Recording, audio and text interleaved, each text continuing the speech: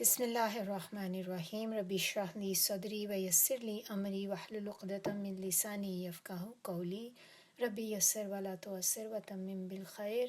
رمضان کا مہینہ قرآن کا مہینہ ہے، دعاؤں کا مہینہ ہے۔ اس میں خوب خوب دعائیں کرتے ہیں، سب کی کوشش ہوتی ہے جتنی دعائیں کر سکیں وہ کریں۔ اس مہینے میں دعاؤں کی تھوڑی سی فضیلت دیکھ لیں، دعاؤں کے بارے میں کچھ دیکھ لیں تاکہ ہمیں ایک اندازہ ہو جائے کہ دعائیں کرنی کیوں ہیں۔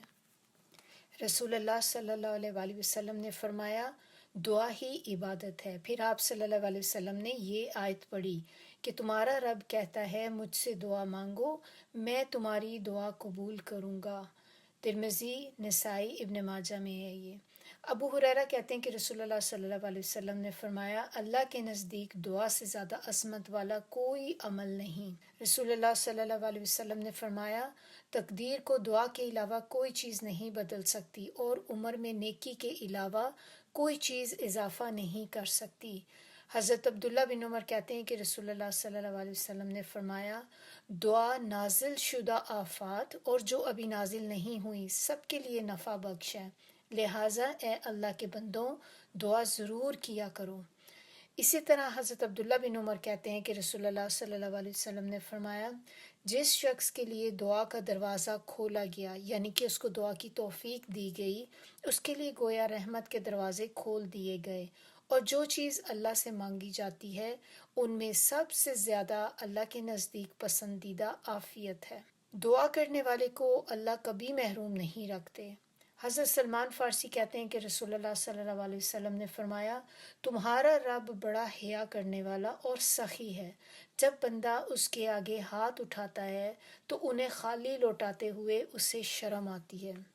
حضرت ابو ہریرہ کہتے ہیں کہ رسول اللہ صلی اللہ علیہ وسلم نے فرمایا جو شخص اللہ سے نہیں مانگتا اللہ اس سے ناراض ہوتا ہے۔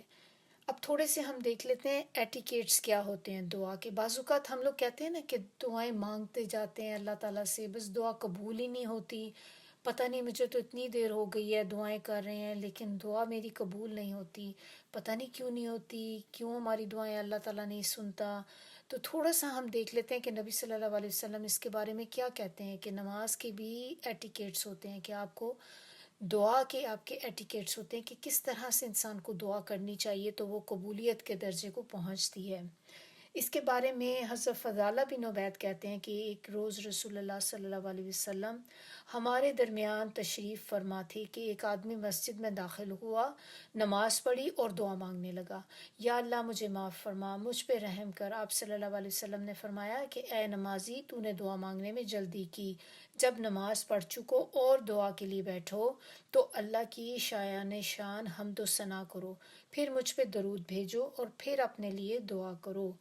پھر فضالہ بن عبید کہتے ہیں کہ ایک دوسرے آدمی نے نماز پڑھی اور اس کے بعد اللہ کی حمد و ثنا کی، نبی اکرم صلی اللہ علیہ وآلہ وسلم پہ درود بھیجا تو رسول اللہ صلی اللہ علیہ وسلم نے ارشاد فرمایا کہ اے نمازی دعا کر، تیری دعا قبول کی جائے گی۔ تو اس سے ہمیں پتہ چلتا ہے کہ آپ جب بھی دعا کریں تو اس کو پہلے اللہ تعالیٰ کی حمد و ثنا بیان کریں، پھر نبی صلی اللہ علیہ وسلم کے اوپر درود بھیجیں اور پھر اس کے بعد آپ اپنی دعا رکھیں تو اس کے بعد جو دعا مانگیں وہ قبول ہوتی ہے۔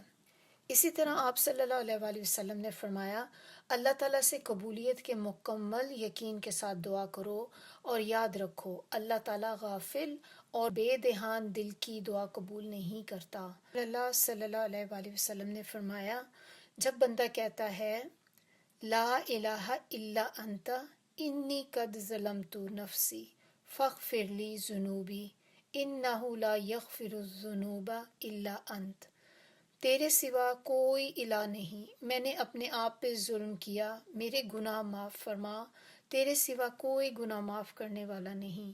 تو اللہ تعالیٰ کو یہ بات بہت اچھی لگتی ہے اور اللہ فرماتا ہے میرا بندہ جانتا ہے کہ اس کا رب ہے، وہ معاف بھی کرتا ہے، سزا بھی دیتا ہے۔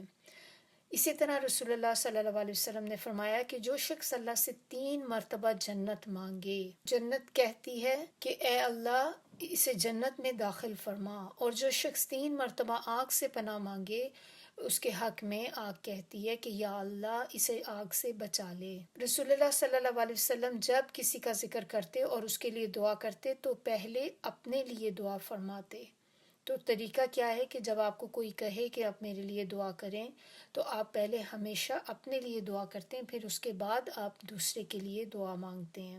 حضرت عائشہ رضی اللہ فرماتی ہیں کہ رسول اللہ صلی اللہ علیہ وسلم جامع دعائیں پسند فرماتے تھے اور دوسری دعاؤں کو چھوڑ دیتے تھے۔